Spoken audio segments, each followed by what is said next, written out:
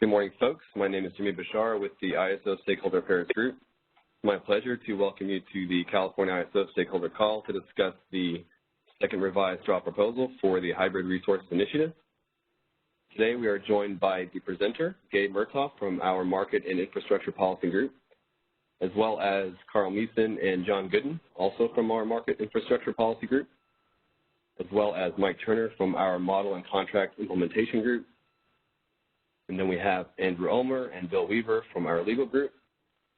We also have Jessica Tahari from our short-term forecasting group, as well as Debbie Levine from our infrastructure contracts and management group.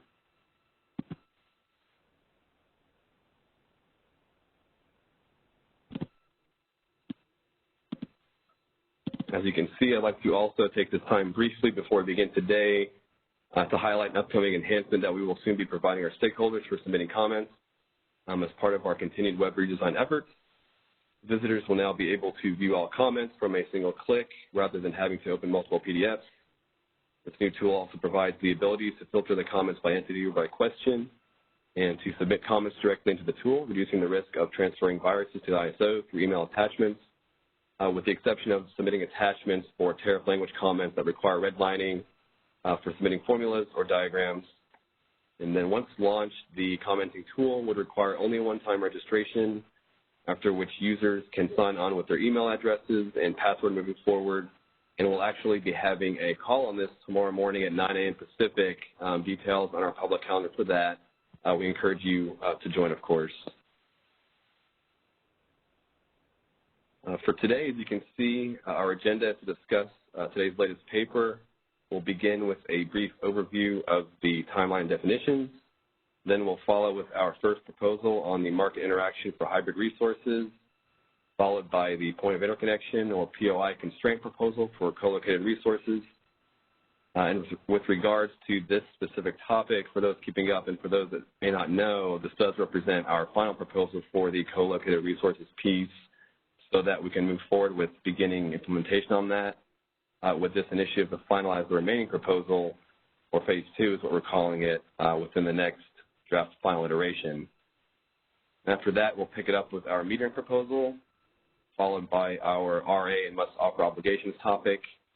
And for those who may have downloaded the deck prior to the morning, may have noticed that we've stripped out the tariff language section at the end and replaced it with an open discussion topic.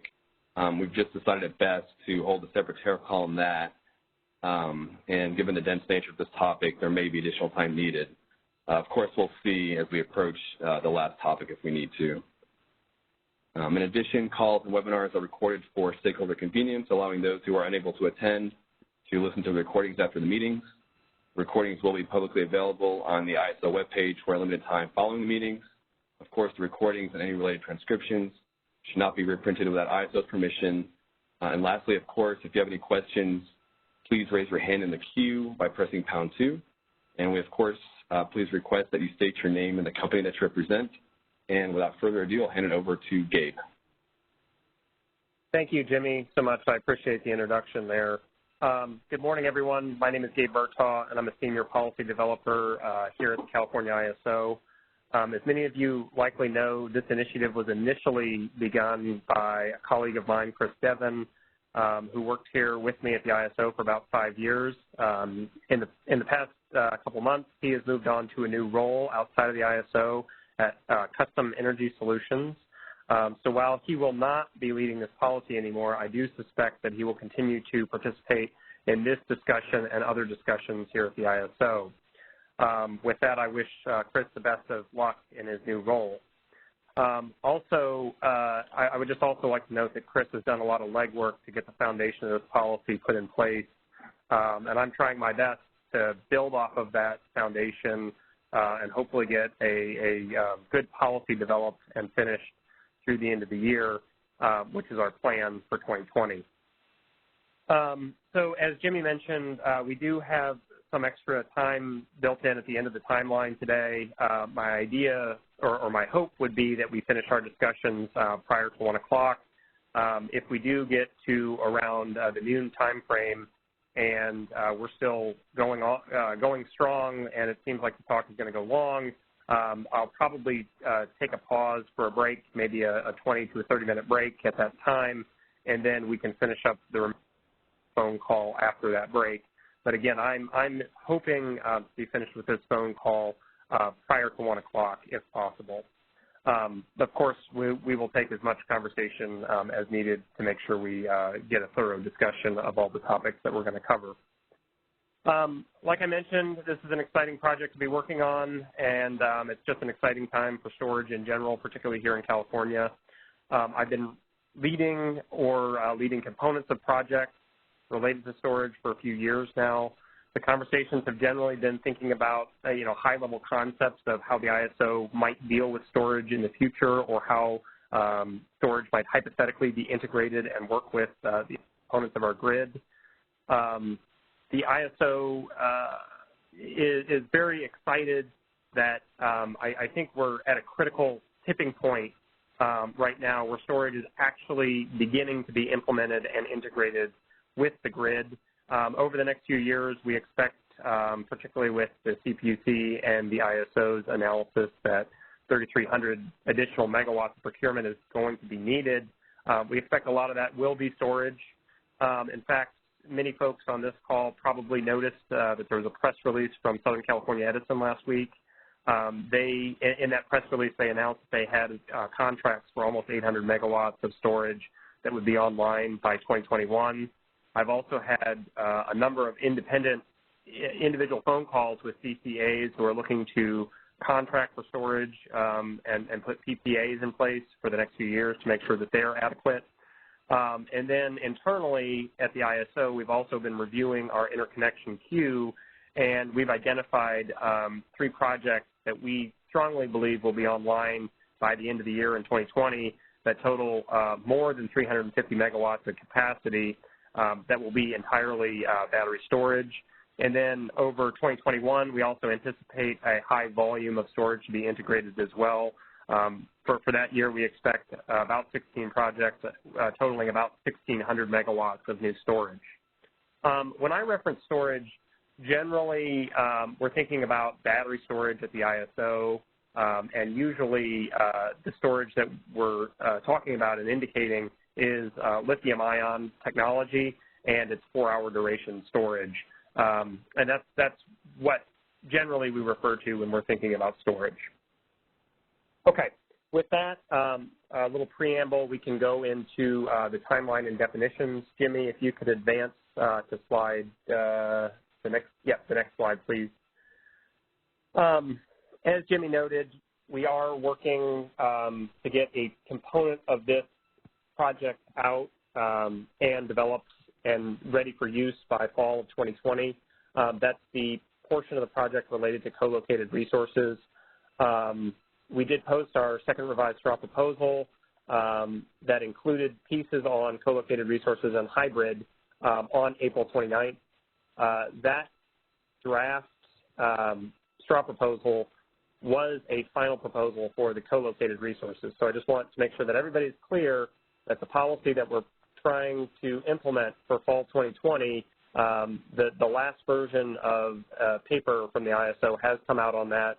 We are planning to publish tariff language very shortly, and we will be discussing that tariff language in a separate call if necessary.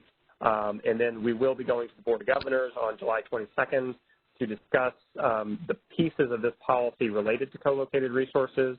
And of course, we'll be discussing it today, and we will have time for stakeholder feedback on those components of the initiative. Today is May 7th, and we are having our public call for the second revised straw proposal today. The ISO also has scheduled a call with the ISO's Market Surveillance Committee on May 29th. That will be a public call where we will also be discussing the broad strokes of the hybrid policy. July 29th, we are planning to publish a draft final proposal for everything that is not implemented in 2020. So that will be coming out shortly after our Board of Governors meeting, we hope. And then we will be following that up with a public call just to discuss the draft final proposal. Right now, we're planning for that in early August. And then our new timeline for papers includes a final proposal, and we hope to have that out by October 6th with a call on the final proposal following that. And then we are planning to take the entire remainder of the hybrid initiative to the ISO Board of Governors meeting in November, which is occurring on November 18th of 2020. As I mentioned, there are two pieces of policy that will be developed and implemented for use by market participants. The first piece of policy will be rolled out in fall 2020, which includes implementation of the co-located constraint, so that's the aggregate capability constraint, which we'll be covering in this call. But it's only going to include energy only for co-located resources that are integrated with the system between fall of 2020 and fall of 2021 when the full release of the aggregate capability constraint comes out. In fall of 2021, we have plans for implementing the full hybrid policy. So everything that we're going to be talking about today should be implemented by fall 2021. That's what the ISO is targeting right now, and we will keep you apprised of that as development continues. So moving on to the next slide, I know the previous version of the paper that came out in December spent a lot of time thinking about definitions and a lot of different scenarios that co-located or hybrid resources could operate under. I think I've tried to pare that down a little bit in this paper and in this presentation so that we're focusing primarily on the objectives of the policy and what changes we envision happening from the policy. So with that said, I've only included two specific definitions today, but I do think that they are very relevant to our discussion. So when we, the California ISO, talk about co-located resources, generally what we're thinking about are multiple resource IDs behind a single point of interconnection. And when the ISO says resource IDs, we are thinking about individual resources. So these are resources that would have bids submitted to the ISO. They would be settled independently by the ISO, and the ISO would be modeling each independent resource ID just like any other resource ID on the grid. So for instance, they may have, for forecasts included, if it's a VER resource, they may have states of charge included if they're an NGR resource that's modeled as a storage resource, or they may have heat rates or other features they are modeled as gas resources. So those are co-located resources. Hybrid resources are a single resource ID with multiple potentially mixed fuel components behind a single point of interconnection. So in this case, we're really thinking about a single resource ID, so a single bid curve, a single value that's settled on during every 5-minute RTD interval that would go to a single resource in our market. So essentially, when we're thinking about hybrid resources, the ISO is thinking about one specific resource and the ISO only interacting with those one resources. A lot of explanation that we've heard from market participants has sort of been around this concept of being able to sort of manage your own state of charge and managing when solar is going to the grid and when it's going to the battery, if it's a solar/storage hybrid. And we think that this is a model that could accommodate that kind of behavior. And of course, we'll talk more about how those could actually be integrated into the market later on in this slide deck. The one thing that the ISO does want to note, and we want to really emphasize this, is that hybrid resources should always be able to respond to any dispatch instruction to the ISO. So if you are a hybrid resource and you're bidding into the market from 0 megawatts to 100 megawatts, and you receive a dispatch instruction from the ISO at 88 megawatts, it is the hybrid resource's responsibility to make sure that they can achieve that 88 megawatts given variable conditions, given state of charge. So while there is a little bit of additional freedom for hybrid resources to operate without the ISO's oversight, there's also additional burden to make sure that if they are receiving a dispatch instruction for either ancillary services or for energy, that those resources can meet those instructions from the ISO. So if we move on to the next slide, I'll go through this and then we can pause for questions. So this is slide 8 for those of you who are following along. We've bifurcated this proposal, and I've already noted this, but one is planned, one piece of that proposal is planned for fall 2020 implementation, and one piece is planned for fall 2021. Just as the final notice here, this is a final proposal for the co-located resources and the POI constraint, and those plans are included in the fall 2020 release, and we're currently working with our development team to get our specifications designed, which we would also post publicly very shortly. And then we will be going to the Board of Governors, as I mentioned, in July to discuss these and finally propose them at FERC for approval. This would be the co-located resource constraint, which would be energy only, and that's what's developed in fall 2020. Fall 2021 release would be the full build-out for co-located resources. This would also model hybrid resources. So hybrid resources definition will not be established in our market until fall of 2021. The hybrid resources, once that definition is established, it will have access to the tool that we're calling the dynamic limit tool. Of course, we'll get into that later in the slide deck. And then the hybrid bidding requirements and incentive mechanisms will also be in place in fall 2021. A lot of the items related to hybrid RA would finally go into place in fall 2021. So that's sort of what we're looking at for a timeline and for a high-level overview. I'm going to pause here and just ask for any questions. I will be pausing fairly regularly throughout the slide decks as we move forward as well. So if you don't get a question in right now, feel free to insert a question later. I think for now, though, if we could just limit the questions to sort of high-level scope of this project, and then as we get into specific details of the project, we can take the detailed questions as well along with or following that part of the presentation. So, operator, do we have any questions at this time? We do have a few questions. Caller, your line is unmuted. Hi, this is Carrie Bentley with the Western Power Trading Forum. I have quite a few, but if you want to talk about some of them later, please feel free to bump them. The first thing I want to talk about was on slide 7 with your definitions. You can flip there. I brought this up last time, and I'm wondering if there's a disconnect between what you're stating and my understanding. Are you assuming that behind a single point of interconnection, there's a single scheduling coordinator, or do your definitions and proposals allow for multiple scheduling coordinators behind a single POI? So this is a piece of the proposal that we changed in this proposal compared to the last proposal. We are planning to propose that any co-located resources are all operated by the same scheduling coordinator. I'm gonna hold off on taking any additional questions on that until we get to the co-located portion of the presentation. So here's why I'm bringing it up now. You could have a single POI, and behind it, you could have a co-located resources by one scheduling coordinator and a hybrid behind another.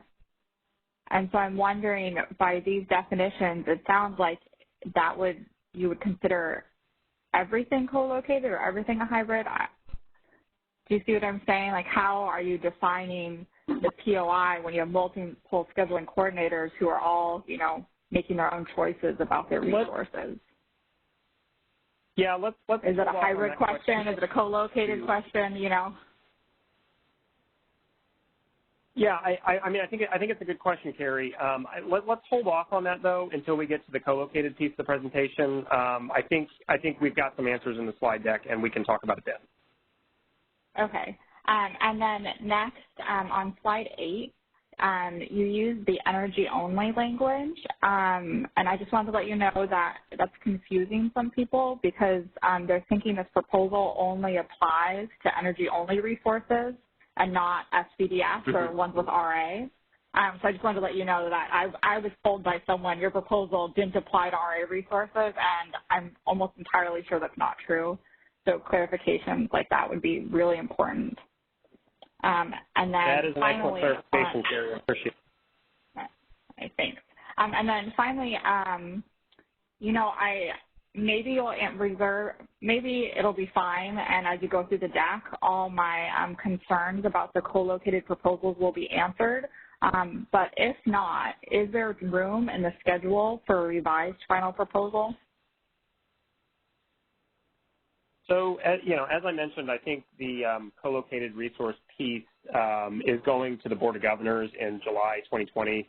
So there is really no time for another iteration in between now and when we go to the Board of Governors, and then, eventually when we're going to file at FERC, and needing requirements to be put in place so that they can actually be implemented by the fall, which is, October 1st is not that far away from now.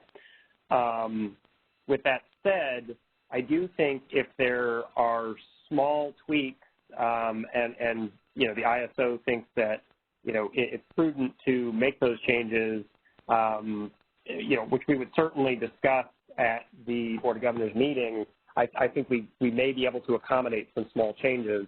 But I think, primarily the proposal as it stands right now is what we're intending to go forward with at that meeting, notwithstanding, a potential few small changes if something comes up through this meeting or other stakeholder feedback. Okay. I just want to push back on that, not on your schedule, but on the way that this is being conducted.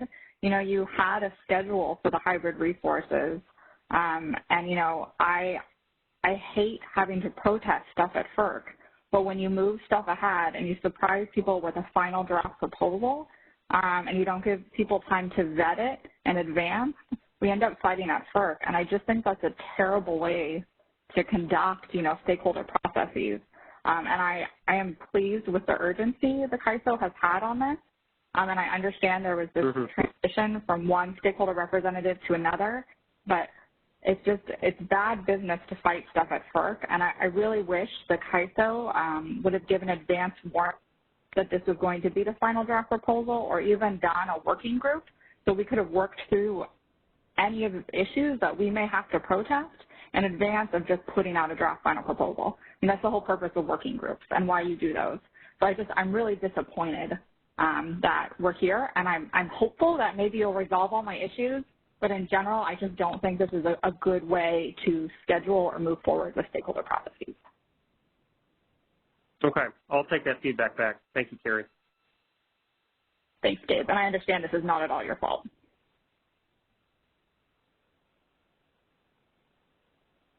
Okay, next caller.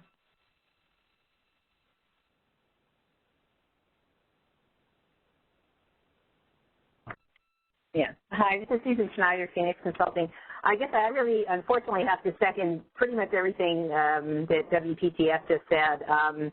There's some, and in particular, the single scheduling coordinator behind the POI. I know you want to leave that discussion till later, but if there's going to be one thing that gets in the way of you going to the board in July, it's that one, because that is really completely inconsistent with the way a lot of these projects are being contracted, where they have different off-takers potentially for different co-located resources, and the off-taker and those agreements have different provisions for different scheduling coordinators. So I think you're going to get a lot of pushback on that one, and I just want to, that's it. We'll talk some more when we get there, but heads up, that's a real problem.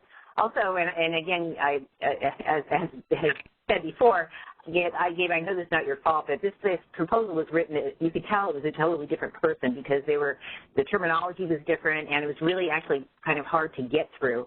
And in particular, there's first of all, the definitions here for co-located resource and hybrid are not the same and are much less detailed than what you have in the document. So when you're asking for comments, are you asking for comments? For example, there's a reference to a single operating entity or ownership entity of some kind, which I think means a single interconnection customer, but we had that discussion last time, made a comment about how that could be changed, and it's just not clear what happens with that. So are these the new definitions updated from what you have in the document, or is the document to have the definitions you're proposing, or how should we regard those differences?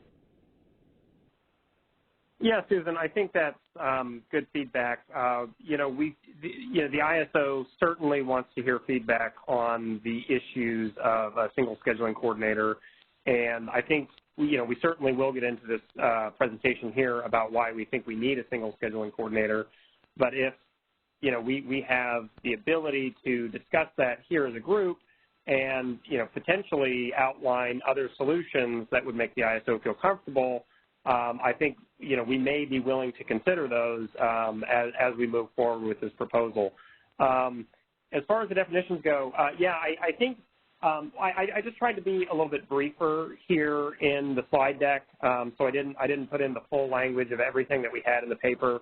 While the slide deck is sort of written at a higher level, we still are planning to move forward with the formal definitions that we have in the paper. But I'm just trying to, get at the essence of what the policy is proposing here on the slide deck. Yeah, because I have some questions about the more detailed definition in the paper, but the definition especially, it's real important to be precise, and when you summarize them here, it's like, well, do I go back to the paper now and try and talk about it, or just put that in comments, or it's a little, a little concerning that way. Also, there were additional definitions that were in, as you mentioned, that were in the last version of the proposal, like the definition of a hybrid resource component. Those are actually very useful definitions, and it's not clear whether are you still proposing those definitions, they're not in the document, or are those not proposals anymore, because there's a lot of things that have small letters instead of capital letters in the proposal, and, and I hate to be nitpicky, but it's some of those definitions that were there before were actually really helpful in the discussion. Yeah, I mean, if you've got specific comments on the definitions that you want to talk about right now, we can. If you'd like to, and of course we'd like to hear all of this feedback in written comments, just so we have a record of it as well. Okay, and then another question about definitions, that the net-to-grid forecast that was in the last proposal, is that the same now as the dynamic limiting tool that you're talking about here? Is that the same thing?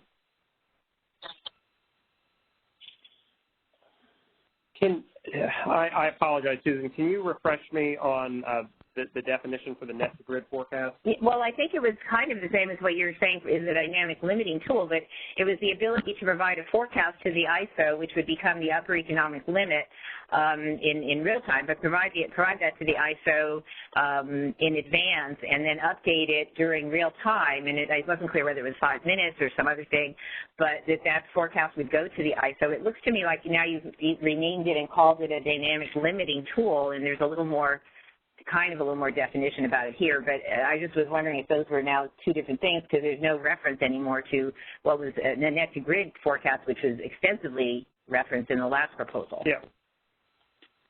Yeah, so we are not planning to put forward a proposal for anything called net-to-grid forecast with the current version of the paper. But as you noted, hybrid resources will have the ability to tell the ISO on a 5-minute basis prior to each RTD run what the capability is of a specific hybrid resource that will include an upper limit and a lower limit. But I do think there were some nuanced differences between what was discussed in the paper for the net-to-grid forecast and what these limits are. But primarily what we're saying is, given what the hybrid resource believes that it's capable of producing in any given interval, that's what we want to see in terms of bids, and we want the limits of the resources to reflect that.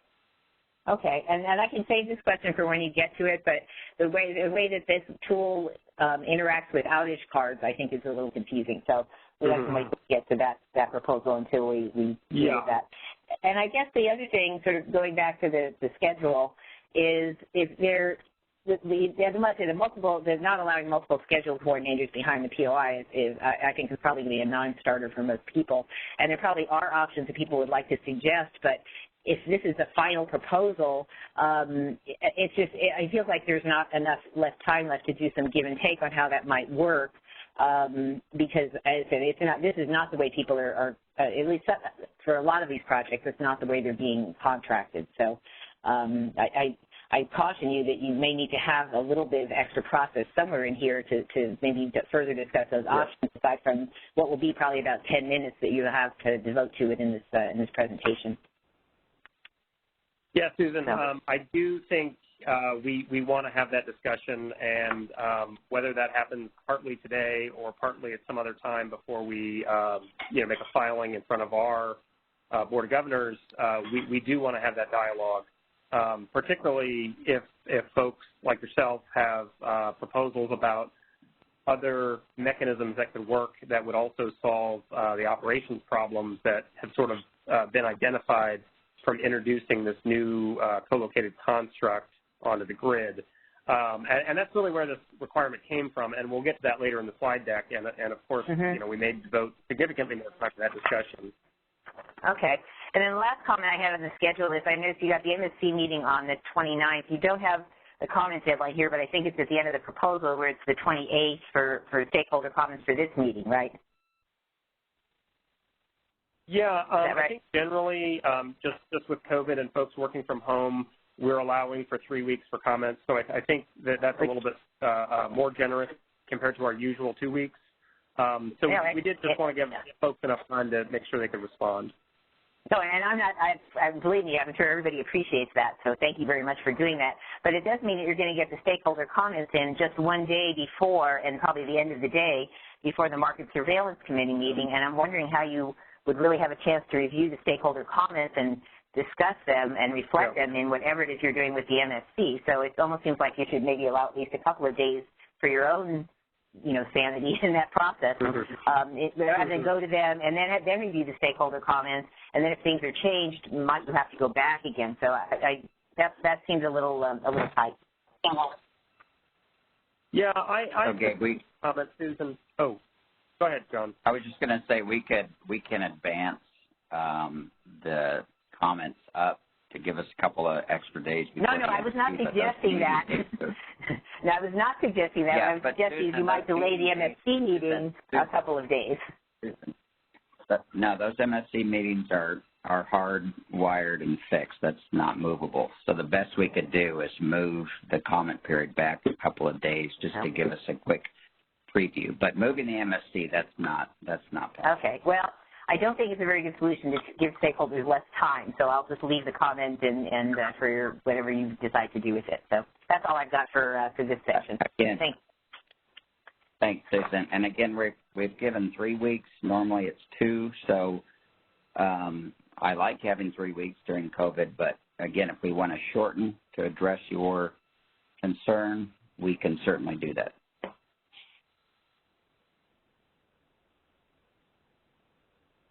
We do have one more caller. That's great. Go ahead.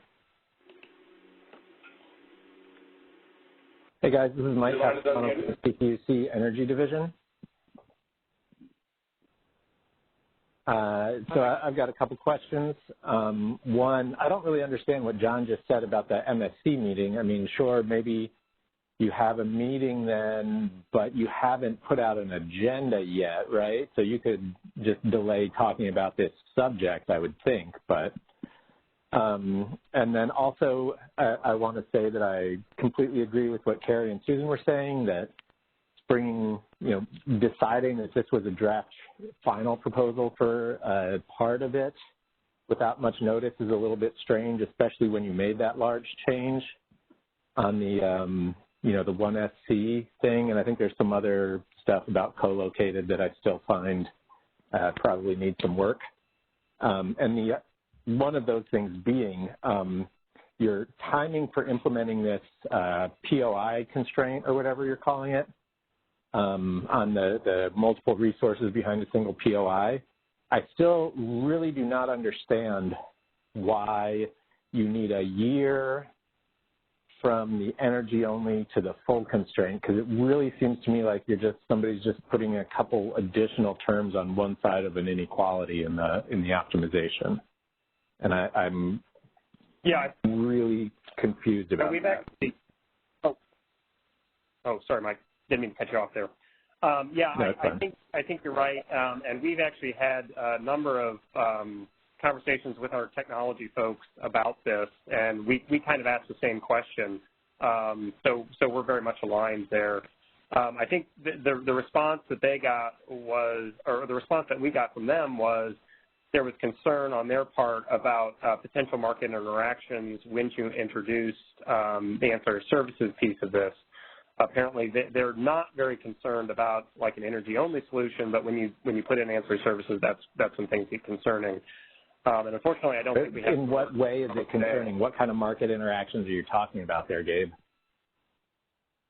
Yeah, we didn't get into the details of those, but that's the feedback that I got from our technology team. But this is something that would be programmed by Siemens, presumably, right? Yeah. So this is they're talking to Siemens, and you're getting the feedback from them, presumably that they get from Siemens. Correct. Okay.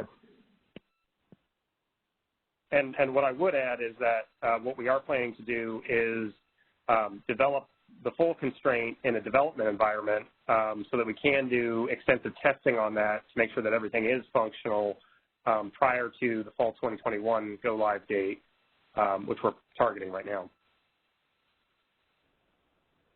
All right. Operator, any other questions? We have no further questions at this time. All right, thank you. Hey, Gabe, I do see a written question in the chat. I just want to verbalize it and just want to say for folks, thanks for any chat questions, but we would encourage verbal questions only. But if I do see any written ones, I'll happy to verbalize it. I do see a question from Bora Akyol. He's asking, for the sake of completeness, the definition of high sustainable limit should have been included in full in this revision. So it looks like just a comment. Yeah, I think that's fair feedback, and we will be talking about high sustainable limit further down in this presentation. And yeah, so we'll get there. Thank you, Jimmy. Anything else in chat? Nope, that's it. Okay. So let's go on to the next slide. And the following slide, slide 10, I think. Okay. So hybrid resources will be subject to the same market principles as other resources. So the idea here is that hybrid resources will be bidding in a single bid curve in both the day-ahead markets and the real-time markets, and the normal market process will be followed in order to dispatch those resources. So we would expect to see bids that could potentially change from hour to hour, and they would range anywhere from the Pmax of the hybrid resource or the Pmin of the hybrid resource to the Pmax of the hybrid resource. These resources, as I've already mentioned, will be required, like other resources on the ISO, to respond to dispatch instructions. So again, if that particular resource is bidding in from 0 megawatts to 100 megawatts, the ISO dispatches the resource at, say, 80 megawatts. That hybrid resource is on the hook to deliver 80 megawatts. And they're also responsible for ensuring that the bids that are actually going to the ISO include an operation range which they're capable of achieving, keeping in mind that, to the best that they can estimate, keeping in mind that some of the resources behind these hybrid resources will have variable components, and some of them, of course, would likely have storage components as well. So that's what we're thinking about there. Hybrid resources are subject to uninstructed and balanced energy for energy that's not delivered, and this is also standard and applicable to other resources as well. And then just so that we're totally clear, the ISO currently in this version of the paper is not planning to maintain a state of charge for hybrid resources. We're not planning to, have any kind of VER functionality for hybrid resources today. The hybrid resource itself or the scheduling coordinator is completely responsible for self-managing the state of charge for that particular resource and then updating bids to the ISO accordingly. And I think we've covered this, but co-located resources will be consistent with current ISO rules for specific resource types. So just to kind of cover co-located resources here, if you're a co-located storage resource, the ISO will be managing state of charge in its typical NGR model. If you're a co-located VER resource, for example, a solar resource, you'll have all the VER functionality of a typical solar resource. And, of course, we'll get more into co-located resources later. And generally, we're not anticipating very much change from the existing treatment today, except for the constraint that we're thinking about applying, or that we're proposing to apply at the point of interconnection, which we'll talk about in a few slides. Next slide, please. So, yeah, as I mentioned, hybrid resources will not be classified as variable energy resources. Variable energy resources refer to wind and solar resources on the grid today. Essentially, the VER resources produce when the sun or the wind is available, and they have the ability to produce as they have energy available to produce. So there's intervals when the ISO will not be sending them specific dispatch instructions to sort of override what they're capable of producing, and the VER resources are allowed to produce what they would like. The hybrid resources will not have the VER classification. The hybrid resources will be required, as I mentioned, to respond to ISO operating instructions. So there are specific instructions from the ISO to move to a certain dispatch instruction. And then hybrid resources will use the NGR model, and this was laid out in the previous paper, but this is primarily our model that allows resources to bid a negative range from the P-min to 0, and then a positive, which corresponds to resource charging from the grid, and then a positive range from 0 to P-max. And again, the ISO will not be modeling state of charge for the hybrid resources, and the hybrids will be responsible for charging their resources to be able to meet the bidding obligations and market opportunities, which we'll talk a little bit more about in the RA portion of this paper. The ISO is not considering including variable energy or non-generator features for hybrid. This could be technologically burdensome, and it might be something that the ISO considers in future iterations of the paper, and I know we did get some feedback on this from the last version of the paper, but I do think it's not something that we're currently envisioning in the 2021 implementation, but we'll continue to actually gain experience from how these resources are implemented and how they work in the market. And if there are market tools that are necessary to manage hybrid resources, we can sort of reevaluate what those tools might be and which tools would sort of give us the most bang for the buck in terms of being able to operate these efficiently and provide the kinds of, and allowing for this ISO to provide the kinds of service that hybrid resources would like in terms of flexibility and operation. So, and I've mentioned this earlier too, but feedback from developers has suggested that allowing the hybrid resources the ability to self-manage their state of charge might be ideal. I think there's a lot of folks out there who have algorithms and market experience and are interested in capturing things like the ITC, tax credit incentives, and using their resources to best optimize those different parameters, as well as participating in the market. So we want to make sure that whatever shape the hybrid resource modeling takes, it would accommodate that kind of behavior so that resources can operate as they would like. So with that, I'll pause and take questions on, sort of where we're thinking about going with the hybrid model at this point. Operator, do we have any questions? We do have questions in the queue. Great. Caller, your line is unmuted. Go ahead. Hi. Yes, hi. Sorry, you have to wait until the person tells you your line is unmuted, and that seems to be a very slight delay, so that's why they're silent when you ask. So if you could go back to slide 10, please. This is Susan Schneider, Phoenix Consulting. Yeah, there. Thank you.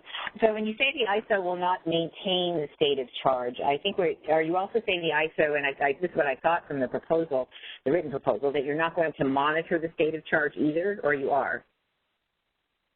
That's correct. We will not be monitoring state of charge, and we will not be optimizing. So today, our model for storage resources does optimize for state of charge. So when you enter in, when a storage resource under the NGR model today participates in the day-ahead market, we know what the state of charge is, and we account for how that changes over the course of the day, and there's limitations placed on that.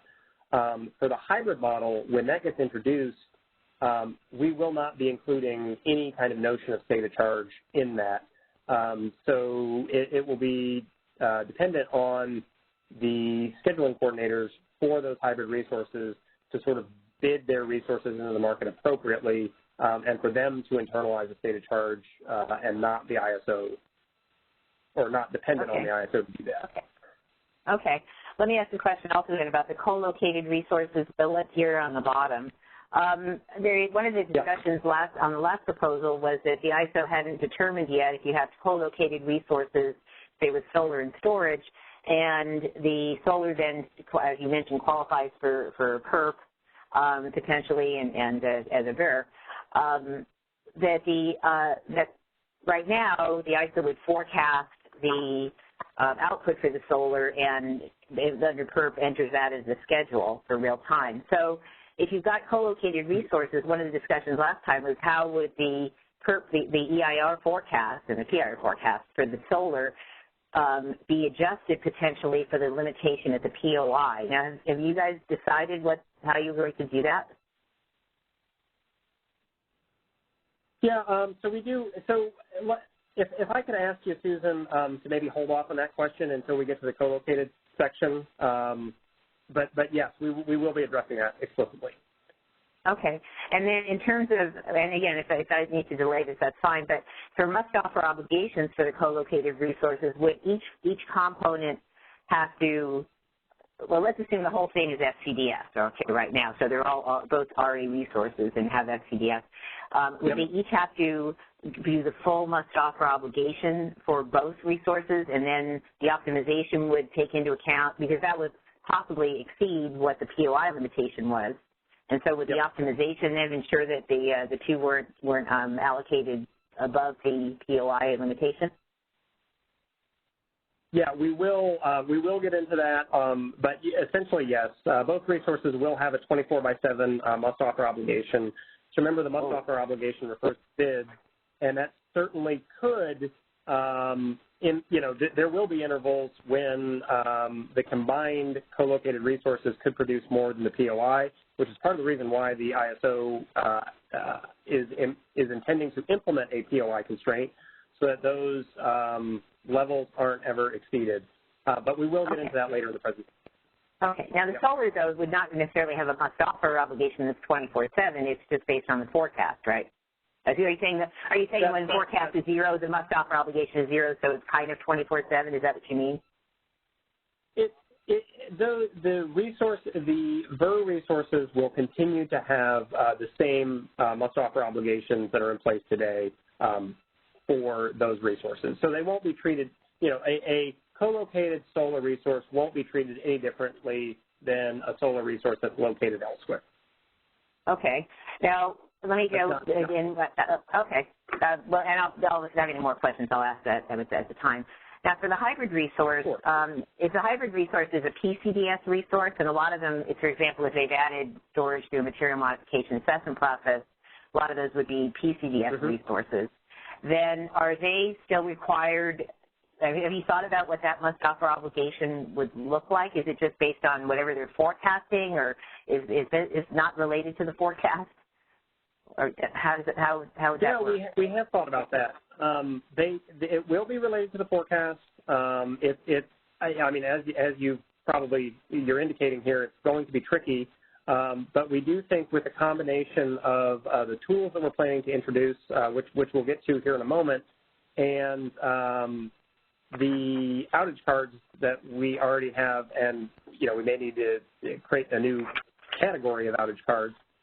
We should be able to characterize both the times that hybrid resources are planning to charge their batteries and sort of earmark that energy and take that out of,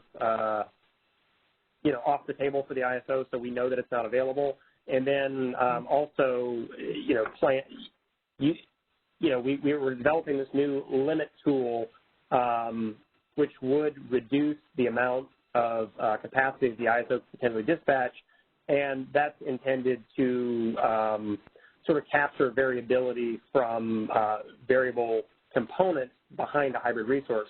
But we're going to get into all that in a few slides. So okay, all right, I can wait for some of that. Okay, and I just had one question then on slide 11.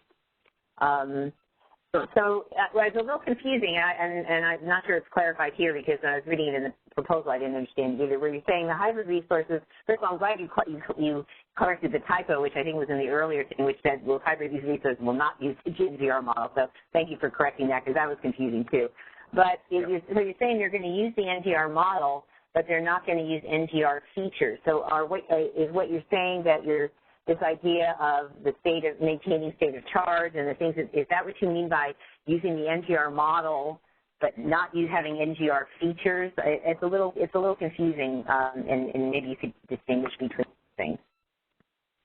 Yeah, I think kind of you hit the nail on the head there. There will be some features, I think the backbone of what we're going to be using for hybrid resources will be coming directly from the NGR model. But exactly like you say, and that's what we're trying to get across here in these slides and the material that was in the paper. They're not going to have all of the tools that are at the disposal of NGR resources. And I think the big one is the state of charge management. Whether our intention right now, and again, I think we're sort of wading into implementation solutions rather than, policy. But yeah, I think the direction that we're heading right now is to sort of use this NGR model that we already have that works fairly well for batteries and allows for resources to bid a negative portion of a curve and a positive portion of a curve and apply that to hybrid resources. But like I said, I think, once the box is checked in master file that says these resources are hybrid resources, then that tool in the NGR model specific to state of charge management won't be active for that resource, if that makes sense. Well, here's what, okay, so people are trying to contract for these resources now. And so if you're going to have some parts of the NGR model that will apply and other parts and tools and whatever features are not going to apply, it would very much be helpful to have something that says, here are the features of the NGR model, and I can just sort of see it almost in a table that says, here's the ones that do apply, and here's the ones that don't apply. It would be very helpful because you're saying, well, some do apply, some don't apply, and now people have to understand how they're going to bid and schedule these resources. It would really be helpful to have a little more clarity on that. Yep. Okay. So, I guess this would be the perfect opportunity if there are features, the specific features of the NGR model that we want to discuss now on this call. I'm certainly open to doing that. But I think the primary feature that will not be available to the hybrid resources is the state of charge parameter. And I think the majority of other features that NGR resources have will be available. But if there's anything specific, please feel free to ask. I don't have anything. Yeah. I don't, excuse me, I didn't mean to interrupt you, but I don't have anything specific, but it would be good to understand what you have in mind. So it's not so much what are we, ask about, well, what about this, what about this, what about this? It would be good if you would just tell us what you have in mind, and I think that clarity would be helpful. Great. Okay, that's all I've got. Thanks. Thank you.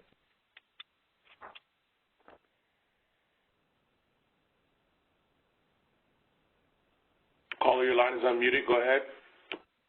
Hi, yes, this is Ted Coe from STEM.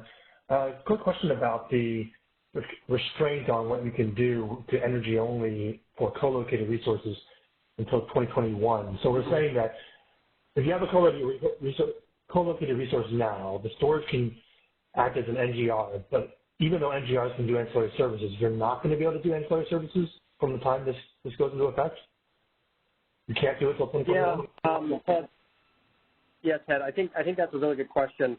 I do have some material on that in the co-located piece of this proposal, but we can chat a little bit about it here. if you are a co-located, if you decide to set up a co-located resource in between fall 2020 and fall 2021, those co-located resources will only be allowed to provide energy and not ancillary services to the ISO market. In fall of 2021, we will have the full implementation of the co-located resources online, and at that time, those co-located resources will be allowed to provide ancillary services in addition to energy, and those will be allocated and scheduled through the regular market co-optimization process. Right, so I have two questions on that. The other thing I would... Two questions related to that. Sure. Specifically. Like, I get that. So the question is, this restriction to energy only is only happening because of this aggregate capability constraint you're willing to put on the POI, right? If the system is like, if the nameplate, combined nameplate of the two resources, say solar and storage together, is still within the interconnection rights that they have, then that constraint doesn't really apply, right? So you shouldn't need to restrict them to it. So in that situation, can we then bid into ancillary services? Yes, those resources will be allowed to provide, they're allowed to provide ancillary services today, and they will be allowed to provide ancillary services whenever they're integrated into the grid. Okay, so to be clear that the energy only thing only applies to resources where the current interconnection capacity is a constraint on the nameplate of the resources. Correct. And okay. Specifically and then TMAX, but TMAX, right? Okay. And in that particular situation, then what's to stop a resource from just saying, okay, I'm going to put a co-located resource in place behind the same POI, but I'm only going to register the storage in the market. Like the solar is just going to have a PPA with the local utility or something like that. They're not going to be in the market anyway. So why can't I just do that? I might turn this over to, I don't know if there's anybody else. Yeah, I don't know the specific answer to that question, but it sounds plausible. If there's anybody else from the ISO on the phone who might like to take a stab at it, you feel free. I know Mike Turner's on the line. He might have an answer.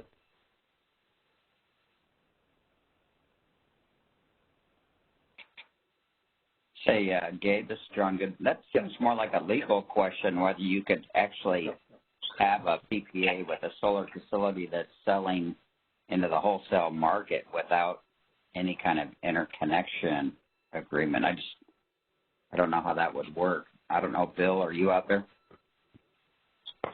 No, you wouldn't be selling sure. I mean, I think under the utility. You just be selling to the utility. It wouldn't be participating. The solar resource wouldn't be in the wholesale market at all. You wouldn't even register it.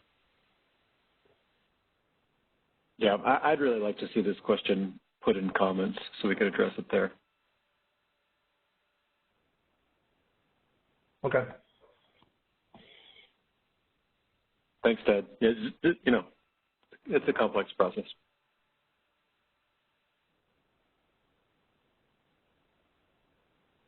Okay. Any other questions in the queue? We do have more questions in the queue.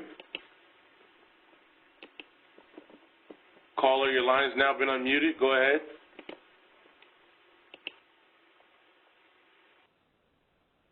Hey, Gabe. This is Adam Swadley from the Department of Market Monitoring. My question was also about the state of charge for the for the storage component of a hybrid resource. Not so much about the choice not to model the state of charge, but the choice to forego even monitoring the state of charge. I think this is a departure from the earlier version of the paper. So I'm thinking particularly in the context of the dynamic limit that you're proposing, or the thing that I guess was previously known as net to grid forecast. There's a lot of discussion about the VER forecast and all the components that would be required for the VER component of a hybrid resource, and I think those things are all very good for ensuring the integrity of any dynamic limit that's submitted. But I would say that also, being able to have some situational awareness of what's going on with the storage component of a hybrid resource is equally important to ensure, sort of the transparency and integrity of that dynamic limit. So I guess, yeah, just the question there, why the change, and, is that something that could be considered to improve the transparency of the dynamic limit? Yeah, Adam, I think that's a good question. Part of the ISO's thinking about this is, if we did have the state of charge values, and we were tracking those values and not necessarily using them in the optimization, what would we really do with that information? I think for some of the components, like the actual output from the VER components, we realized that, hey, we absolutely do have to have that information. And, we have reporting obligations for those. We have obligations to the CPUC. There's reliability concerns around that. I think one question that we sort of thought about a little bit was, what are we going to do if we do track the value for state of charge for storage resources?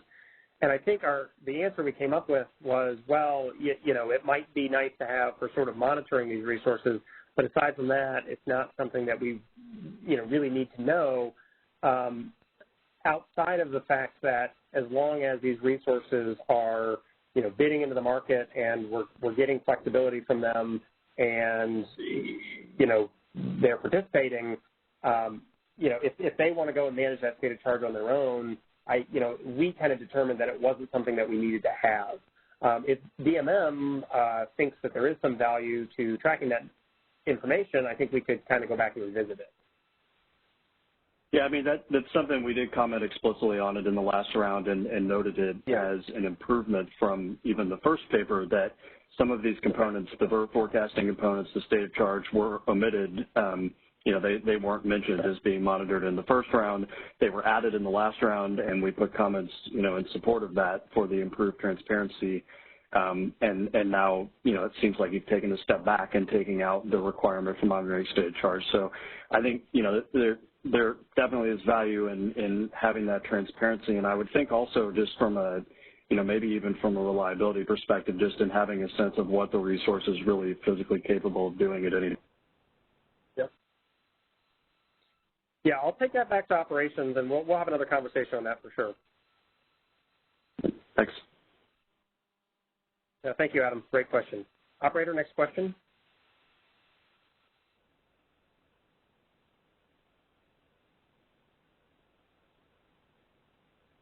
Hi, this is Carrie Bentley with the Western Power Trading Forum. I had a couple just general questions on how you were thinking about hybrids. From a commercial perspective, they're contracted, there could be multiple hybrids behind a single interconnection point, and then the different hybrids could also be grid charging or not allow grid charging. And I'm wondering, how are you thinking about how each of these different categories will do things like determine their PMAX or be monitored at the POI, and whether you've really gotten to that stage of, I would say it's kind of a next level hybrid definition. And I mean, for me, the hardest part about how you're describing the hybrids is it sounds like you think there's going to be a single hybrid resource behind a POI. And that's not going to be true in, many, many cases. So I'm wondering how you considered that. Yeah, so each hybrid, I think we can talk about that now. But each hybrid resource is going to have its own resource ID.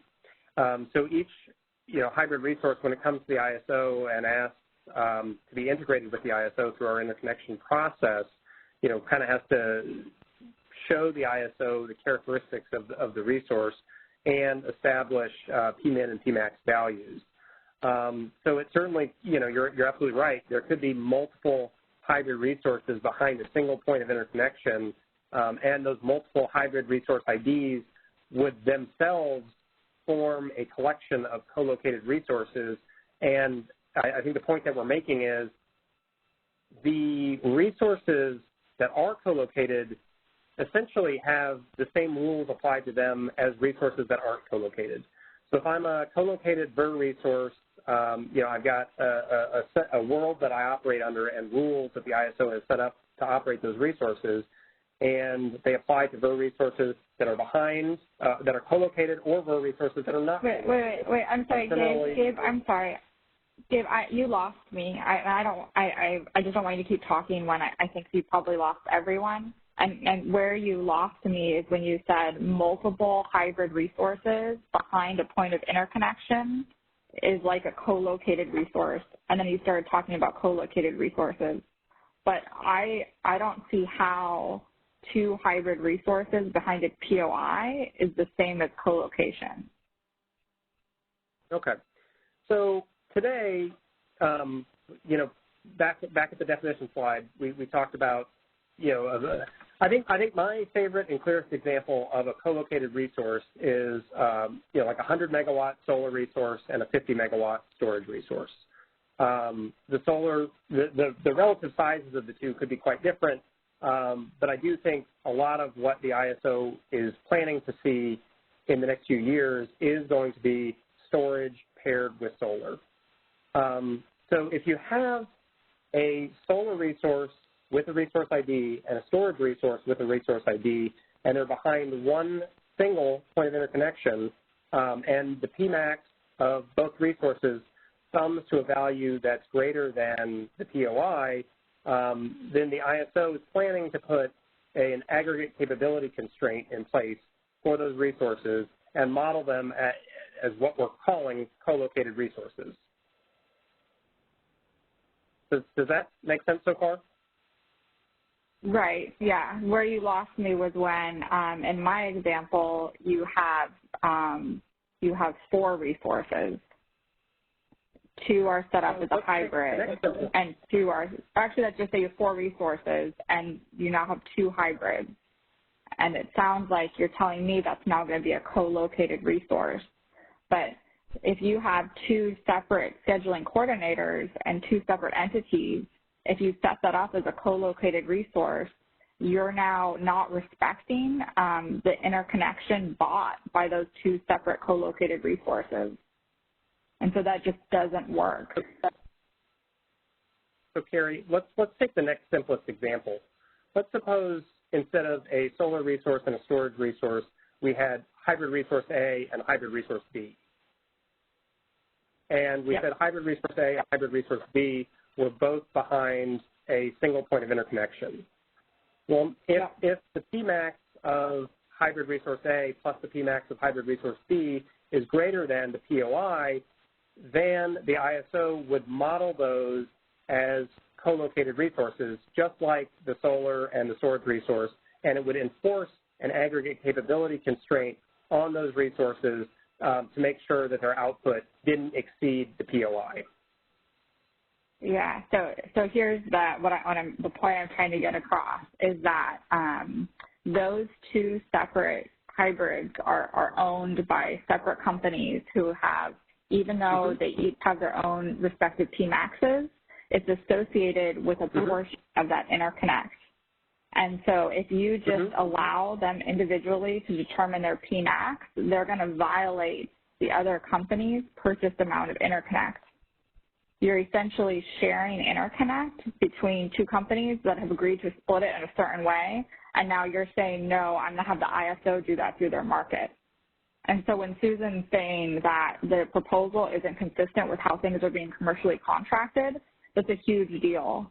Like this proposal is unworkable because of that feature. Like there needs to be a way for hybrid resources and co-located resources to communicate to you the portion of the interconnect that they're associated with. Because when you oversize, you guys have no visibility into that, right? People are just oversizing their resources, and you don't know who owns them, and you don't know how they're bidding in. And so if you just let them go up to Pmax, now you're forcing companies to violate their own contracts, basically. I guess I would disagree. I mean, if I'm a all right, let's say we're in the same example. Gabe, one more thing. Gabe, one more thing, because I want to make sure this is a really clear point. So the GIA, the Generation Interconnection Agreements, acknowledge that they're splitting among co-tenants. So the CAISO has this information a lot of times, it's just not in the market. It's a contractual agreement that's acknowledged under co-tenancy agreements when they interconnect. So it's really challenging for people to have an agreement with the CAISO, an agreement with people, and it's all acknowledged, and then you have a proposal that violates it. And I understand Carrie, that you review information, but yeah, go ahead. Carrie, I guess I'm just having a little bit of a hard time understanding the situation here. You know, if I do really have two hybrid resources and they're both behind the same POI, and I mean, let's just say, you know, resource A has 50 megawatts of rights and resource B has 50 megawatts of rights. It seems like to me your concern is saying, well, if resource A comes to the ISO and says, oh, I have a PMAX of 100 megawatts because my resource can actually produce at 100 megawatts, it seems like you're concerned that the ISO would allow them to bid in 100 megawatts because they only have 50 megawatts of rights as POI. Is that tracking at all? Yeah. So you have a 100 megawatt interconnection, right? And they've agreed to split it 50-50. But one person has an 80 megawatt PMAX and another person has a 100 megawatt PMAX. Yeah, it seems a little bit. But they split the interconnection 50-50. And I just want to say this is not an outlier situation. This will be at least probably half of the people coming to you with hybrids. This is the majority of people that I've been dealing with recently, and I'm going to guess it's about half. So this is like not a small thing. So Terry, let me take this. Let's plan to have a follow-up conversation on this offline, just so we don't. I don't think we need to have it offline because everyone on the phone. I mean, I'll let Susan speak up, but this isn't like a WPTF issue. This is just how hybrids are being commercially contracted. Like I don't want this to be not transparent. Does that make sense? So Gabe? I think, yeah, Debbie, go ahead. Yeah, this is Deb Levine. Let me jump in here. So Carrie, in essence, all of the GIAs are going to be honored, and you're correct. I think Gabe has gone ahead, and in his example, when he says POI, he's talking about the substation, and there might be 5 different generator interconnections in the same substation, but their POI is actually 5 different points. And so you wouldn't go ahead and have to require facilities that are at different POIs to now be aggregated just because they're in the same substation.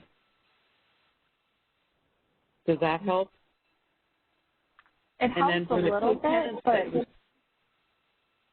but I think it does get broken up even further because you could have an interconnection agreement and then they could have sold that to 2 different parties. And I'm pretty sure that the POI is still the aggregate of that total interconnection. Yes, and that's where your concern is coming from with respect to you need multiple FCs for the same GIA. Understood.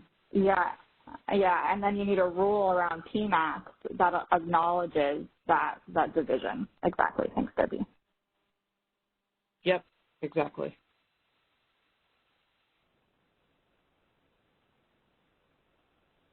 I'm just taking some notes. Do we have another caller?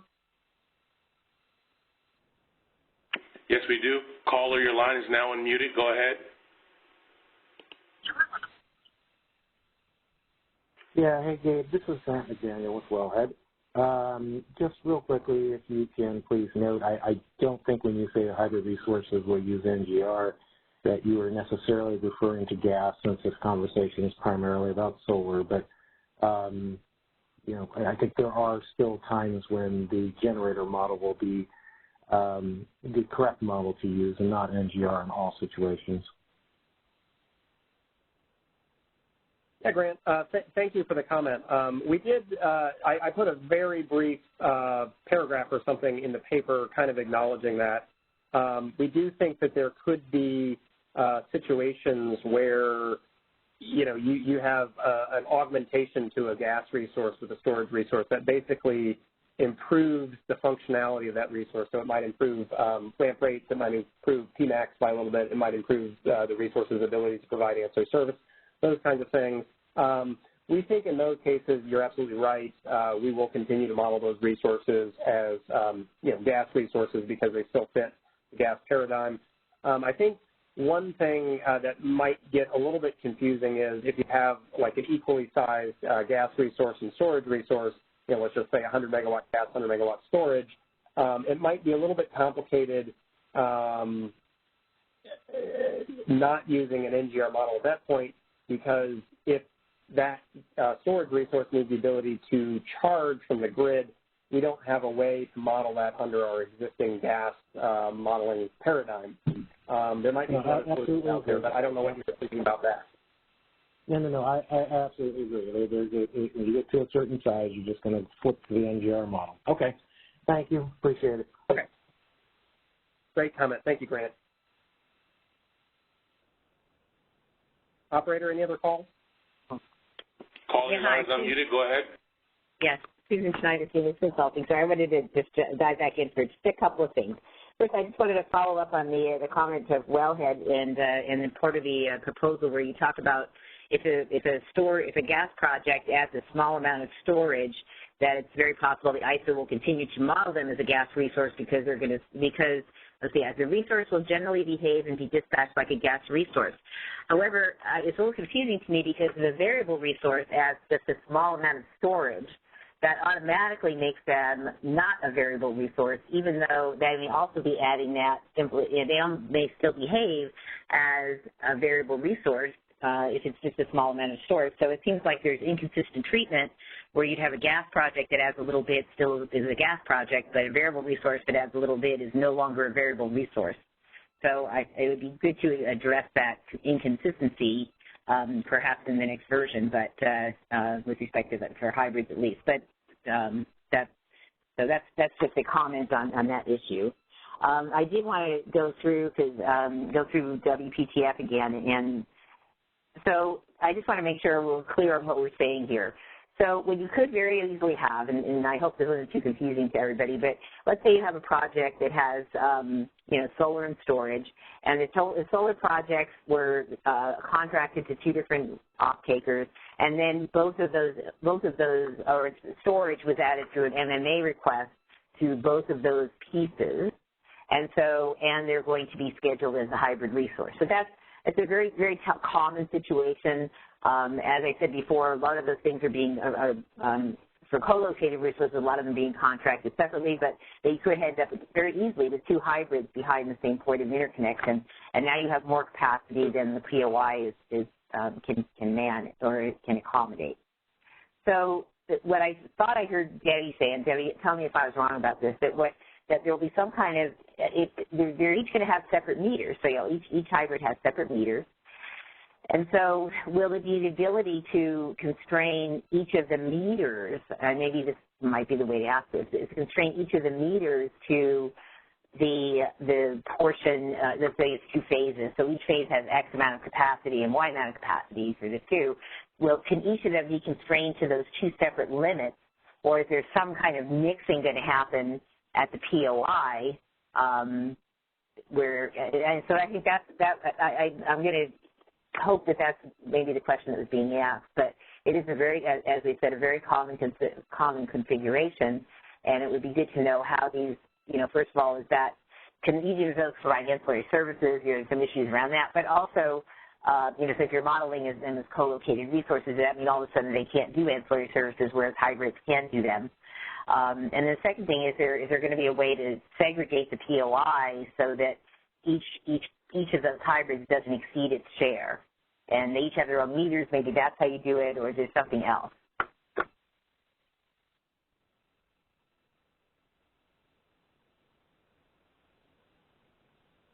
Is that okay to understand? I just want to make sure I explain that properly. Yeah, it helps if I take the mute button off. Sorry. Yes, usually it does. Yeah. It's for you. So, the discussion at the moment is that it would be based on the resource IDs. So the resource IDs could go ahead and be the constraint, is my understanding. And Gabe or Mike, please correct me if I'm wrong. So with the resource constraints being at the resource ID level, which is, you're correct, at the meter level, I think it would be able to work. Okay, and then with either of those, and then the discussion about modeling them somehow as co-located resources, I think that was a little confusing because they're just going to be two separate hybrids and two resource IDs. They're not necessarily getting modeled now as some other, like, as though they had two separate fuels, which they don't. I think that was the confusion there. Right. Yeah, I think I'm going to follow back up with Debbie on this, and we'll make sure to have a little bit more explanation in the next version of the paper. Okay, and I think it would be especially important when you talk about whether they're going to be, quote unquote, treated like co-located resources. Now you're back to the co-located resource constraint, and I think people are planning on, I know that you have discussion about whether co-located resources can do this, but the proposal is, I think, to allow hybrid resources to provide ancillary services without having to wait for this other constraint to be fixed.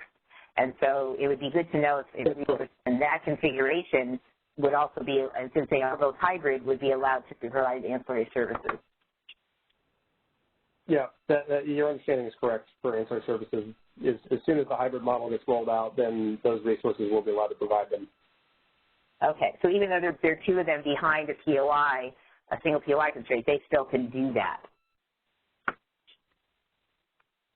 I think I need to look at the specific examples, and we will put some additional explanation. But yeah, the hybrid resources will certainly be allowed to provide ancillary services. Okay, and yeah, it would be good to know if assuming they were in this kind of configuration, if that there wouldn't be any restriction on that provision. So that would be good to know. Thank you. I understand. Okay. Yeah. Thanks. Hey, you're welcome. Operator, any other questions? We do have an additional question. Caller, your line is unmuted. Go ahead. Hi, this is Bora Akil from 8 Minutes Solar Energy. I wanted to understand, and I think Grant asked this already, but in the previous version of the draft, hybrid resources were allowed to be modeled as a generator resource, which basically made sure that we're not going to dispatch negative and will avoid the grid charge and ITC-related issues. In this version, and I think that has been like long-standing CAISO commentary regarding, the hybrid resources. And now when I look at the draft, I noticed immediately that we are only limited with the NGR model, which is fine, and I think we can make it work, but I want to understand why all of a sudden we have lost our ability to mark the resource as a generator resource and basically say, oh, yeah, for sure we're not going to get ding-dong grid charging. Can you please explain the reasoning behind this change? Thank you.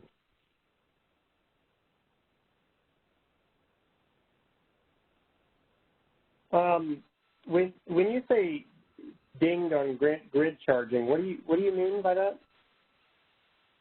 Okay, so I think we have discussed this multiple times in multiple meetings. Because of the ITC, when you have a co-located, and I'm using the word co-located not in the idle sense, but physically located together, right, with storage, if you don't do grid charging, you're basically, you have the ability to take a write-off, 30%, I think, on the value of the CapEx value of the storage, right? And the challenge that I think we have, right, is that we want to make sure that this doesn't happen because of project financing needs, et cetera, and to be able to have the ability to make it a generator solve that problem automatically for us, right? That's not going to get dispatched negative. But now we lost that ability with this latest draft, and it's NGR only. Again, I think it's livable, but we would have liked to have the flexibility. Yeah, the flexibility is still there. The NGR resources that are hybrid will have access to an outage card that basically says you're going to be charging your resource from the grid, and you can use that outage card during intervals that you see fit when you don't want to bid the capacity of the battery into the grid. On the charge side, is that correct? Yeah, on the charge side, yeah. Okay. All right. Thank you very much. You're welcome. We do have an additional question. Sure, go ahead. Go ahead, caller. Yeah, Susan Steyer again. I'm sorry, but just one more clarification. I think the nature of Boris' question was that the 2016 bulletin, technical bulletin that the ISO put out on hybrids and on multi-fuel resources, I think option one was charging only on site, and it said modeled as NGR or as a regular generator. I forgot the terminology exactly, but there was the ability to not use the NGR model, and I think Boris' question was, well, now do we have to use the NGR model, or do we still have the choice that was in that technical bulletin? So I guess I'd encourage you to go back and look at that bulletin and see if maybe clarify that point in the next proposal. Sure, we can clarify that point, but right now we're not envisioning having a separate model for resources that do want to charge from the grid and resources that don't want to charge from the grid. Correct. Okay, well then we would probably want to revise that technical bulletin. Okay. So anyway, I just wanted to clarify. Thanks. Yep. Thank you, Susan. I appreciate that. We do have additional questions. Okay, go ahead. Caller, your line is unmuted. Go ahead. Thank you. This is Salmia Shastri from PG&E, and I'll have to admit that I'm completely befuddled by a lot of aspects of this conversation. But I wanted to ask, in the long run, it makes sense to me that resources be co-located, that your storage and your solar assets, simplistically, not understanding all the details that Carrie and Susan are going into, that you'd want separate resources. But you also do need for 5 years a charging constraint that Bora talked about for your ITC. So looking at the CAISO's paper, it seems like this could work where you could have a charging constraint and be a co-located resource. And because there's no must-offer obligation on the charging side, and we would have to just address, and one of the things that we've talked about in the CUC on the RA side is that if we're developing an NCC and a must-offer obligation, the critical question is whether or not it's constrained by for solar charging versus grid charging. So I wanted to get clarification on whether that is something that you were thinking about for co-located resources, whether you could, through the use of cards or a lack of must-offer obligation on the charging and different must-offer obligation on the discharging side, have such a constraint for co-located resources. Your phone was a little bit garbled there right at the end, but I think I caught most of the question. And right now, for co-located resources, we aren't planning to have any separate treatment for resources, storage resources that may be a part of or trying to capture ITC versus resources that aren't capturing ITC. Maybe we think about outage cards that might be available to storage resources specifically for that, which might cover your scenario there. But to date, we haven't spent a whole lot of time thinking about that. So I think that, and maybe I'm thinking about this simplistically because I haven't had the insight of development that WPTF and others have had, but it seems to me that you would want to set things up that it was smooth in the long run, so post 5 years, and that you would allow this kind of constraint. And then later, I know you're going to get to RA and must offer obligations, but that the CAISO could have a choice of whether these resources are allowed to charge from the grid or not. And if they're not allowed to charge from the grid, they have a lower NTC that's being discussed if it's CAISO, if it's CPUC, and that they have a different must offer obligation. Okay, yeah. You know, we will talk about the RA requirements for these resources later on, and we have, you know, I think obviously there's an ongoing discussion at the CPUC in the RA Track 2 proceeding where they are thinking about rules for counting for potentially, you know, co-located resources and hybrid resources, and potentially differences between resources that would qualify for ITC credits and resources that won't qualify for ITC credits. The ISO has submitted feedback in that proceeding, and we've been a part of the discussions of that proceeding for the various working groups there. But I think we're sort of waiting on, you know, at this point, you know, we're sort of waiting on, you know, what shakes out from the RA program in that proceeding. And then I think from there we may think about, you know, ways to better accommodate these resources in the market if they're necessary. But I think some of these questions are a little bit more related to RA treatment and counting rules potentially, and, you know, that might, you know, the CPUC might be the best venue to have that conversation. Sure. I guess I'm trying to puzzle it together or piece it together in my own mind, and it does seem like even for co-located resources, you might need an ability to indicate to the CAISO that you're not entertaining grid charging. Yeah. And I'll leave it. Yeah, I think I inserted myself now because it seems like a general. I just wanted to get that question or understanding out there. Thank you. No, I think that's good feedback. Thank you, Soumya. Appreciate it. Thanks, folks. I do see one written question in the chat from David Brown. And, folks, we are getting pressed for time, so if you don't have a question specific to this slide or content, we do ask that you hold until Gabe's able to address it in the topics. But David Brown asks, will hybrids with on-site generation only, i.e. no charging from the grid, be modeled as NGR?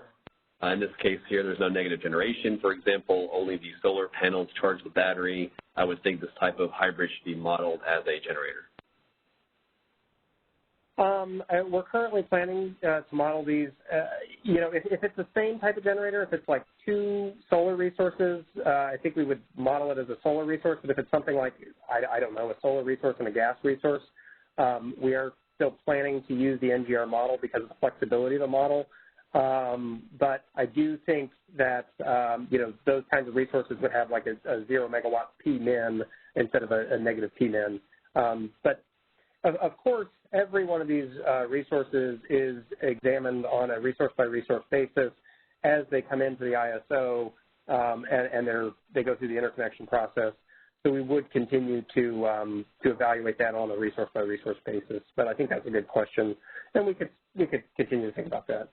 Operator, any other calls? We do have one left. Caller, go ahead. Your line is unmuted. Hi, can you hear me? Yes. Hi, this is Tom Watson from Grid SME.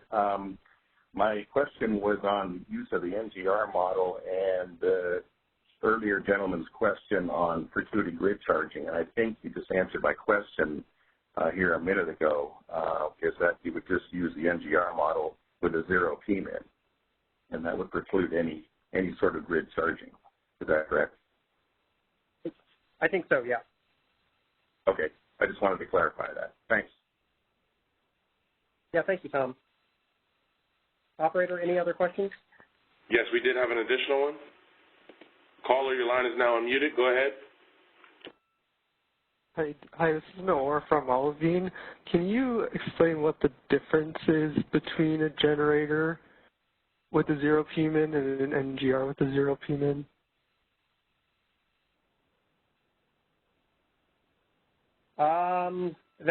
You know, I would be hesitant to offer an answer because it might be inaccurate or incomplete.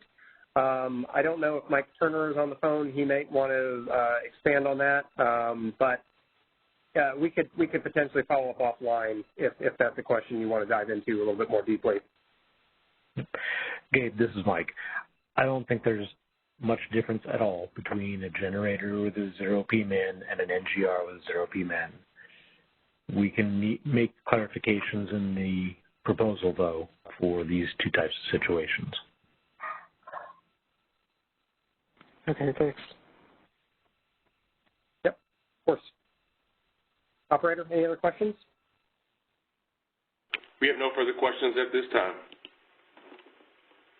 All right. Let's advance the next slide, please, then. So even though we won't be modeling hybrid resources as variable energy resources, the ISO still thinks it's critical to understand the variable nature and the variable components that underlie all generation across the system, not just as components of hybrid resources, and that would include the variable nature of underlying components of hybrid resources as well.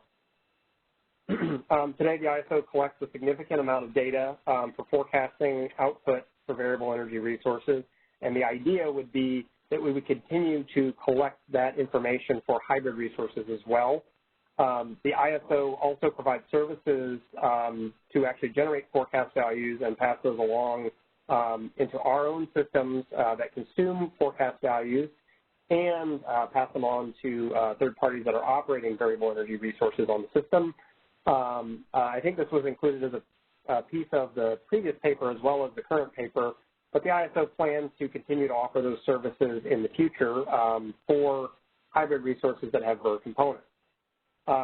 Essentially, we've come up with a list of again, high-level items that we would be requiring all VER resources to provide to the ISO. These would include topographical maps, site information sheets, meteorological stations data, forecast and telemetry data from the resource, and this new concept that was introduced in the last paper of a high sustainable limit. The high sustainable limit is essentially, or at least this is how we're thinking about it, is a measurement that is basically a real-time telemetered estimate of what the variable component of the resource is capable of. This data is important to the ISO, as we mentioned, for reliability concerns, as well as our ability to provide, renewable generation statistics to our public, as well as the REGIS program, and to the California Public Utilities Commission and the CPUC as well. So if we advance the next slide, please. New tools will be required in order for hybrid resources to operate and perform in the market. So hybrid resources will have many of the same challenges as existing resources, including challenges related to variable generation, because a portion of their hybrid components are variable resources, and also state of charge management for storage components.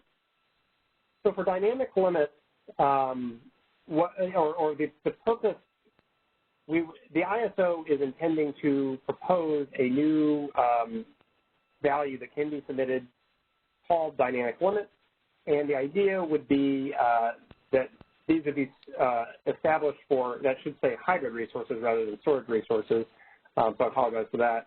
But those will be established for hybrid resources. The hybrid resources will have the ability to manage their variable output through a dynamic limit tool, and that will be information that will be submitted to the ISO and updated on 5-minute intervals. The tool will be based on a similar technology that the ISO uses today for variable energy resources, but it won't be exactly the same tool. I think we can leverage some of the technology that we have. Like I said, the SE will provide this information to the ISO, and the way that we're envisioning the tool working is that the information will be supplied on a 5-minute basis, and that there will be a total of 3 hours of information that would be submitted to the ISO. There would be no requirement to submit this value for all intervals. So, for example, if this is the middle of the night and the hybrid resource in question was a solar storage resource, if the solar component of the hybrid resource is not capable of producing during that time, then obviously the only generation that's available is from the storage resource. And if that resource is fully charged or even partially charged and not expected to discharge, then there would be no variability in what the resource could perform at any given time. Essentially, it would be capable of performing from 0 megawatts, potentially to charge on the grid as well, but from 0 megawatts up to the Pmax of the storage component of that resource. And of course, there would be 0 megawatts of energy coming from the solar component of the resource. We go on to the next slide. The dynamic limit tool would limit the generating range that the ISO could dispatch the hybrid resource to. So I do have an example here over the next 2 slides, and I'll just walk through that before I pause for questions. But essentially, this example hybrid resource would be a 100 megawatt solar resource paired with a plus or minus 50 megawatt storage resource. So the storage resource component would be able to charge at up to 50 megawatts from the grid, and it would be able to discharge anywhere from 0 megawatts to 50 megawatts during any given interval. We'd also make the assumption that the storage resource has 4 hours of storage capability. So it's a plus or minus 50 megawatt resource with a storage energy capability of 200 megawatt hours. Let's just suppose, again, that this particular resource has 100 megawatts of interconnection capacity. So at any given time, the resource is only ever capable of injecting 100 megawatts into the grid, even though potentially the solar plus the storage could inject more than that. And then we'd also assume that they have a lower limit on their point of interconnection of 50 megawatts of withdrawal from the grid at any given time.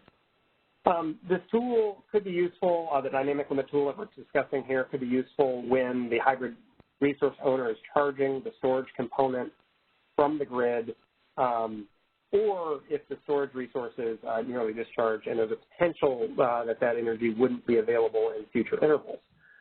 Generation from the variable component of the hybrid resources may be driving potential output during these scenarios, as no or limited capability may be available from the storage component. So if we go to the next slide, I think this just sort of outlines the specifics of an example. So let's just suppose that we have this resource, and the expected max solar generation is 80 megawatts over the next hour. So this is hour ending 12 here. So first interval is 11 o'clock, and that's the next RTD interval to run. And then, of course, we've got the advisory intervals, 11:05, 11:10, on and on. And then, like we discussed, this dynamic limit tool would include 3 hours of availability for the resource.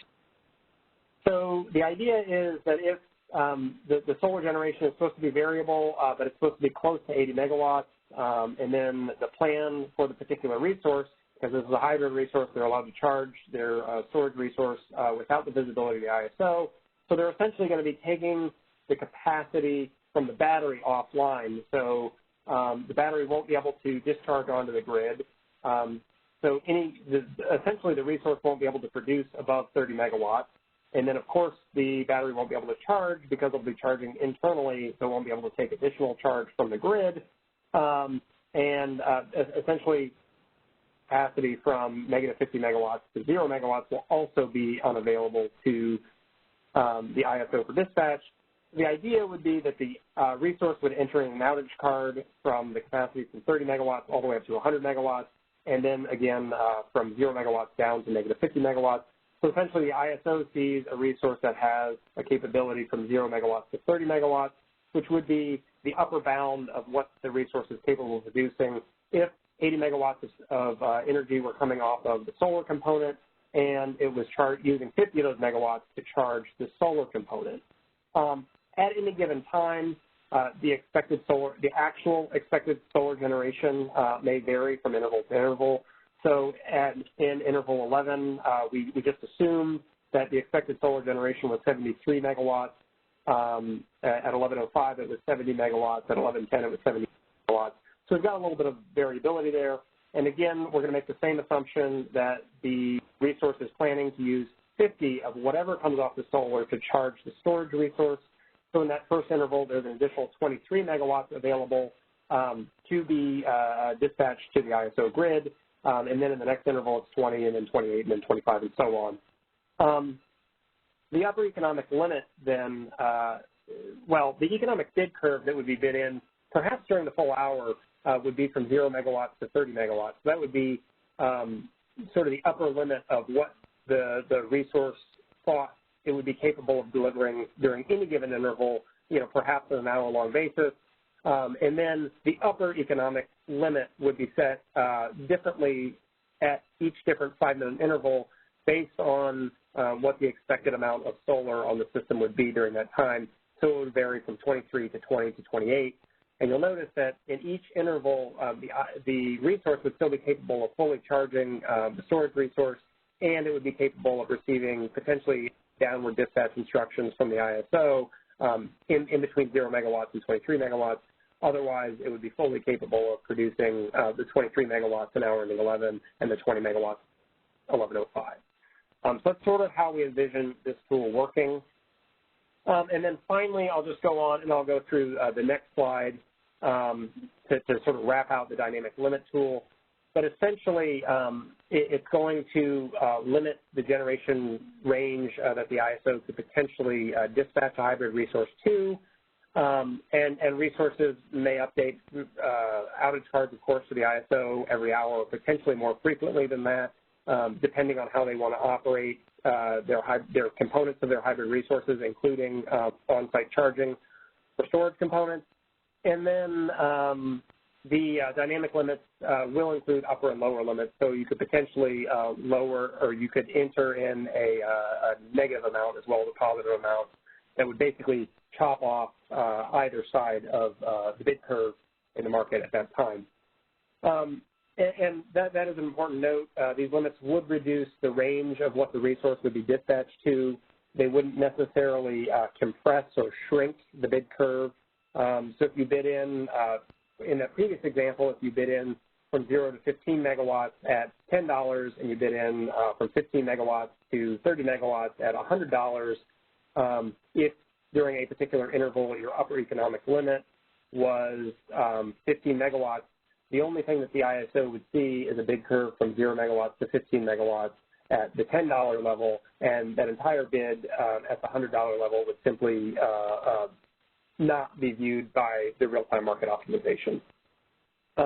So those are the slides that I had on the hybrid resources. I have a set of slides on the co-located resources, which we will go through after we take questions. But I think for now we'll allow time for maybe 10 or 15 minutes of questions, and then I will say let's take a half an hour break, and then we'll come back and we'll tackle co-located resources after the break. So operator, unless we don't have any questions. Operator, if we do have any questions, go ahead and open up the first caller. All right, we do have questions on the line. Caller, go ahead. Yeah, hi, this is Susan Schneider, Phoenix Consulting. So would you please go back to slide 12? I have just a couple of quick questions on each slide. So the high sustainable limit, I was a little dismayed to see in the proposal where it said, well, we dealt with this issue last time, so we're not going to discuss it. Now, this issue was discussed a huge amount in the last, for the last proposal in the stakeholder process. And I also had some offline conversations with Devin about what this is supposed to mean, and it's still, I have to admit, really unclear to me what this is supposed to be. And so Devin had said that the ISO would be providing some examples, and there were some other jurisdictions where they use this and maybe put in better definitions or some additional information on what this is supposed to be. And then so basically that's not here at all, and it would really be helpful to have that additional information. I understand Devin's on, so maybe it fell through the cracks or whatever, but this really is not clear what you guys are asking for and what you can actually do with it. So if you could be sure and actually include that information next time around, that would really be great, because it's absolutely not clear, and certainly was not clear based on the last proposal. Okay, so that's my comment. I'm sorry? Okay, thank you. Yeah. Okay, all right. Okay, and then could you go now to slide 15?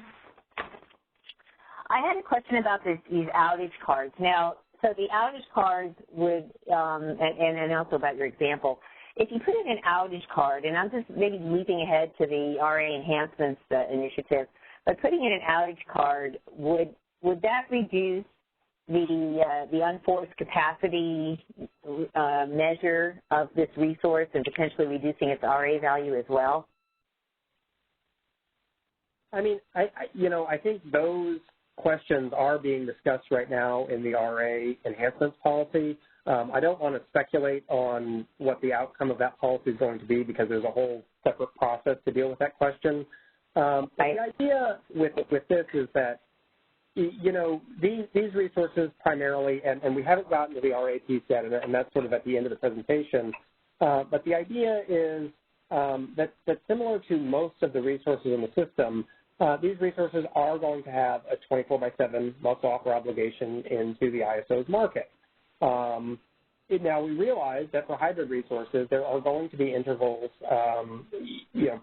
with specific resources, particularly those that are trying to capture the ITCs, that they're going to want to charge their resource without getting instruction from the ISO to do so. I think we've got a paradigm here that allows resources to do that. So in intervals, when resources want to charge, they'll need to submit an outage card to let the ISO know that capacity that they should be bidding in per their 24/7 must-offer obligation is unavailable to the ISO. Now, as far as what kind of penalties they may face, as long as they're entering an outage card, that's providing the ISO the visibility into the fleet that we need to be able to make dispatch instructions. So that's what we need to see. Today we have the RAIN tool in place, which is enforced during the availability assessment hours. So we would envision that if there was a hybrid resource and those hybrid resources were choosing to take a portion of their capacity that they were getting RA credit for offline during those availability assessment hours, that those should be subject to RAIN penalties. So I think we are envisioning RAIN being applicable during those availability assessment hours. But of course, for system and for local needs, those availability assessment hours are sort of the peak hours in the evening. So as long as we're getting the requirement would really be that we get the capacity during those hours, or that those resources find substitution capacity that could provide that capacity to the ISO system. Okay, so I understand everything you said. You did answer another one of my questions, which is whether, because the proposal talks about using these outage cards not during non-AAH hours, but they could be used, but there may be a penalty associated with that, is what I just got from what you said, right? Yep. Okay. That's right. But I guess my question is, and I understand this is being discussed in the other initiative, but if it turns out you've got a viable model here for allowing people to do this, but in return it lowers the RA value for these resources, I think that would probably be something that should be considered when you're developing the tool. And that people should know about that. So that was the nature of my question. Yeah, Susan, I think that is a really good question. As you know, the CPUC is currently determining what's going to be happening with hybrid resources and how much capacity they're going to be accounting for and how that's going to work going forward. As the CPUC comes out with those rules, we certainly will be talking about them in our next version of this paper, and we want to make sure that, whatever we come up with in terms of the solution for hybrid resources is going to work in the CPUC's framework, and that any kind of requirements that the requirements the CPUC puts on these resources align with sort of the operational needs that we need from the resources. Like in our current paradigm, we need resources online during availability assessment hours, that similar requirements are placed on these resources in the future so that they're available when we need them. But then, thinking about how they're going to count for credit and what kind of tools we're going to extend to them are things that we're considering very, very seriously in the RA Enhancements initiative, and we will be discussing those further there as well as here in this initiative. But you're right. Okay. Well, that leads me sort of to my next question, which is, if you're using this dynamic limit tool, is there, and to inform the ISO of a dynamic limit, is there what's the interaction between that and the must-offer obligation? For example, in this example, let's say the solar, well, anyway, let me just leave the question at that. Is there any, let's say, is there any problem with telling the ISO through the dynamic tool that less will be available to the ISO, even though the resource is being counted for an NQC of some larger number, or how does that interact with whatever must-offer obligation this resource might have? Yeah, essentially the dynamic bidding tool and the outage cards and the actual bids of the resource will be combined to meet the must-offer obligation. And specifically, the outage cards and the bids should do that. But what the dynamic bidding tool and those limits will do are to ensure that no matter what happens, even if there is variability coming from a component of a hybrid resource, that those resources, that the aggregate hybrid resource can always meet a dispatch instruction from the ISO. So this is really a tool. So I think to answer your first question, you know, the must-offer obligation does apply to the full capacity of the resource, but there can be outage cards that sort of earmark some of that capacity and say, oh, this isn't available right now. But in addition to that, even with the remaining or the residual capacity is bid into the market, there could be further limits on it due to variability of, say, like a solar resource or a wind resource, and that variability should be captured by this dynamic limit tool, which would basically signal to the ISO, oh, the wind isn't blowing as hard as I thought it was maybe when I'm doing my bids and my outage cards, so I'm just indicating to you that now I can only produce 27 megawatts instead of 30 megawatts or something like that.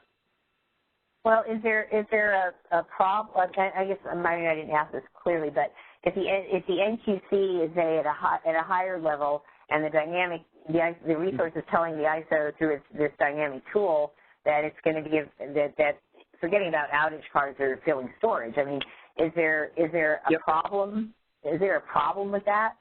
Is the resource bids less than what it's being counted for RA? There is a must-offer obligation for resources in the market, and those rules are there in place for good reason. But let's just say, for example, that there was a 100 megawatt solar resource, and there was variability from that solar resource. The obligation for the solar resource in the market isn't that it provides 100 megawatts during all intervals, and in fact it can't because it's variable. Right. And of course, Exactly.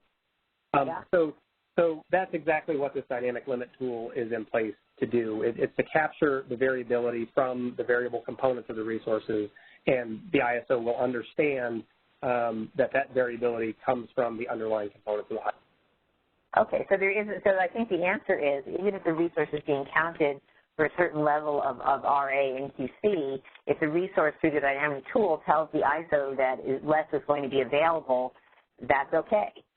Or are you going to check to make sure it's only due to their variability, or is that okay? Yeah, John Gooden.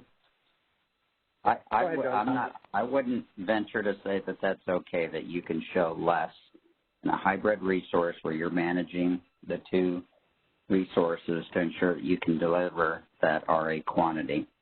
So I would just note that that is likely subject to RAIM and perhaps future UCAT.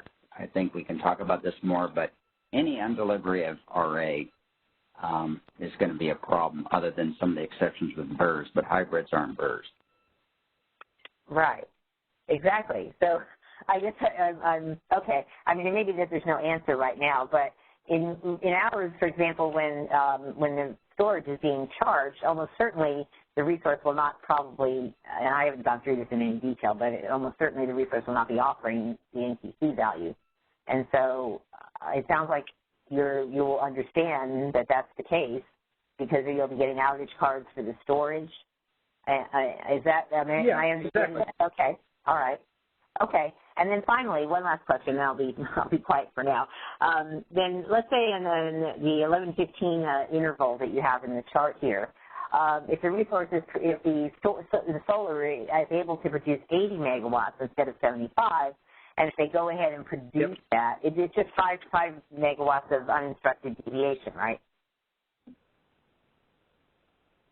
So we want to be, I think the ISO is getting more and more concerned about uninstructed deviation, particularly from VER resources, and I think that's going to carry over into the hybrid resources. So today, in our current paradigm, I think it's acceptable. I think in the future, there may be rules in place that preclude that from happening.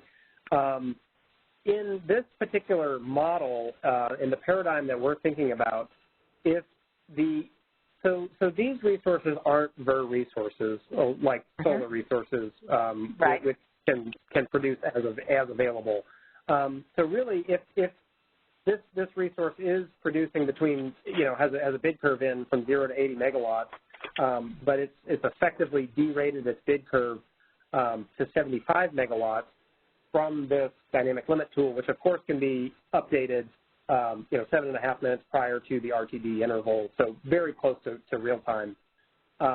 So theoretically, as early as 11:08 or something, you'd sort of know that, oh, maybe my forecast really is 78 or 79 megawatts, and you might have a little bit more than that, but we'd still limit the bid curve to that amount. The requirement for the hybrid resources is that they do respond exactly to the ISO dispatch. That was where I was going with the question, Yeah, but we do understand that there could be uninstructed energy, and to the extent that there is, that still does apply to hybrids, but they don't have any of that VER flavor of treatment where they can sort of produce,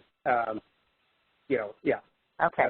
So what you'd expect is, given what you just said and what I think the intent is, and this is why I was just clarifying it, if it turns out the resource in that last interval could produce, the solar part could produce 80 instead of 75, it sounds like you would expect it simply to still produce, 75, so the net is still what you expect it to be. That extra 5 megawatts, they're not necessarily allowed, because they're supposed to be following the dispatch instructions, they're not really allowed to produce that extra amount. That's exactly right. And I think that resources, I suspect that hybrid resources will be very savvy about this, and they might leave, a little bit of additional headroom on their storage component so that if they do get a dispatch from the ISO at 75 megawatts and they have an extra 5, they could just put that extra 5 in their own storage resource instead of shipping it out to the grid. Okay, so you're assuming that perhaps instead of 50 megawatts to just charge it over 4 hours, they might go 45 megawatts and maybe just stretch it out a little bit more, something like that. Okay, that makes sense. All right, thank you very much. I appreciate the clarification. Yep, of course. Operator, I think I'd like to take a break at 12:15. So maybe if each caller that I take questions from, maybe we'll just do 1 or 2 questions, and then we'll move on to the next caller just so everybody gets a chance to ask a question. Absolutely. Caller, your line is unmuted. Hey, Gabe, this is Mike Castellano from the CPUC. So in terms of this, I forget what you're calling it now, dynamic limit, in the last set of comments, we asked a bunch of questions about, I think back then you had 2 different things, the high sustainable limit and the net to grid forecast. I think pretty much all of our questions still apply to the dynamic limit, and I haven't seen any of them answered. So if, in particular, there's a funny thing here where if you're forecasting what's going to happen over the next 3 hours for a resource that includes storage, you have to predict this. Well, you have 2 options. You either submit an infeasible or a forecast that you have no idea is going to be feasible, or you predict and in some way end up restricting the charging and discharging of the storage resource, even if, some of that may be dependent on market prices. So I'm really curious to see how the ISO expects this to work. We asked that question specifically and asked for more examples of how this would be done and how, resources would, operationalize this and run their storage and generation resources at the same time. And then the other question I have, and this is kind of related, is how if you could remind me how the 5-minute limits feed into the 15-minute market, and how have you guys thought at all about the sort of inconsistencies that are going to be? I mean, now, you know, a resource may have a different forecast by the time the 5-minute rolls around than they had when the 15-minute was being processed. But now, if you've actually got external entities submitting these things, there's probably a whole weird series of gaming concerns that the ISO has to watch out for. And have you started working through what some of those may be?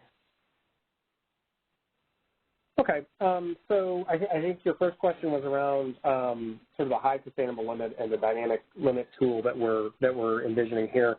I think, and I know Susan referenced the high sustainable limit as well, but I think the high sustainable limit is really it's a different concept than a forecast. So a forecast is something where I'm looking ahead to an interval and I'm thinking about what I believe a resource could be capable of producing, whereas a high sustainable limit is a telemetered value or an estimate from a telemetered value of the potential that a resource could actually produce at a specific time. So that's a little bit of a different concept than we're thinking of here in the dynamic limit tools that we're envisioning putting in place for bidding. And that's really, the high sustainable limit is, again, just another reference point that the ISO is going to be using for forecasting and just to sort of have a little bit more insight into reliability of the grid. Okay, but Gabe, dynamic limit tool really is. Gabe, my question is, yeah, Mike. Have you thought about the fact that in order to submit these dynamic limits, these guys have to predict their charging and discharging, which may be dependent on market prices? Yeah, of course they will. You know, these resources, the idea would be that these dynamic limits would be submitted and updated to the ISO. So it's not like you submit one dynamic limit for a 3-hour period and then those values never change. Every 5 minutes, resource scheduling coordinators have the capability to update these dynamic limits. So if the state of charge starts going down over the course of the hour, of course the limits would also go down, and you know, theoretically the bid curve could change too for the next hour as state of charge changes as well. Okay, Gabe, but so suppose I'm submitting a dynamic limit estimate for a resource, and I think, oh, it's probably not going to discharge much this hour.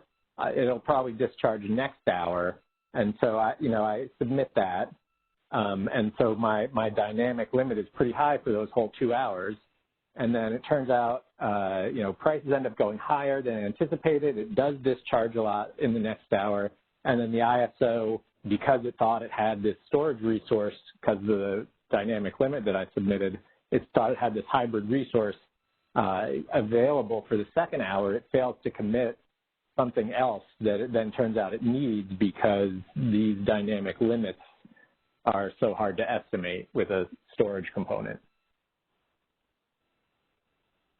Yeah, I think part of that answer is going to come from our RA Enhancements Initiative, where we're thinking about tools there to sort of translate day-ahead schedules for storage resources into the real-time markets. Is that going to apply to hybrid resources? I think we're still thinking about how that's going to work, but I think you're exactly right. The ISO's concerned about reliable operations in the real-time market and how we're going to make sure that storage, in particular, is charged when we need it to be charged. So it may apply to hybrid resources. We haven't thought through that question yet. Okay. Operator, yeah, Mike, I'm going to have to move on to the next question, but we can chat more after the break. Operator, do we have another question on the line? Yes, we do. We have one more. Great. Caller, go ahead. Your line's unmuted. Gabe, this is Adam Swadley again from the Department of Market Monitoring. I was wondering if you could just elaborate a little bit more on the decision to propose the use of outage cards for an example like the one on slide 15, which, if I'm understanding correctly, doesn't actually represent a physical limitation of the ability for the resource to output the full 80 megawatts, but rather an economic decision to use that energy to charge the battery at a given point in time. And so given that it's an economic decision, it seems like, you know, rather than having something like an outage card that firmly limits the dispatch, there might be some price at which the resource and the ISO would be better off, you know, from the resource actually outputting that full 80 megawatts to the grid. And so it seems like maybe this could be effectively managed with bids and a bidding strategy. And so, yeah, I was just wondering if maybe you could explain a little bit more on why the outage card is the appropriate tool for this. Yeah. Hey, Adam, I think you hit on something very important there. I think the ISO does envision that a lot of this may be actually handled through bids. So you may just bid, in a lot of these examples, you might just bid the upper 50 megawatts of your resource at a very high price. And if that high price doesn't clear the market, you plan to use that energy to charge your on-site storage resource. That's absolutely permissible, and we would expect that a lot of resources would choose to do that, because that way, exactly like you say, you're not limiting yourself by the outage card, and if prices do spike in the real-time market, you're available and you can respond to those prices and basically put your energy back out on the grid and make a high return on it. I think in this particular example, yeah, go ahead. That's good. I guess I'm really just questioning. So given that, and given that that's sort of the expectation of how things might work in practice, I'm questioning the proposal to use an outage card, which is typically used to manage physical limitations of the resource, to, in this case, manage something that actually is an economic choice. Yeah, we could think about that a little bit more. I think part of the idea was that if you are going to make some portion of your resource unavailable to the ISO, that would be, you know, that would be necessary. You know, some tool would be necessary to do that. We thought that the outage cards would be an appropriate tool. But yeah, I think we could continue looking into that. But we'd also expect that most of this would be done economically as well. Okay, thank you. Operator, do you have a question? Oh, yeah, thanks, Adam. We have no further questions at this time. Okay, I think we're at a good breaking point here, and shockingly, we're at exactly 12:15. So maybe if we could just take a break until 12:45, and then we'll convene back here at 12:45 and then continue the presentation.